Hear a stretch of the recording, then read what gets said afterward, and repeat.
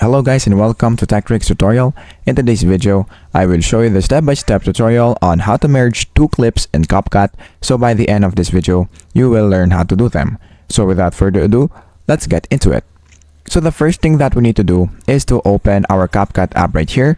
And once we open our Capcut app, the next thing that we need to do is to click New Project.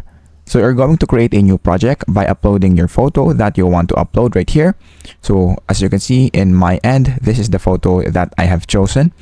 And then after that, just click done and then you will be redirected to this layout.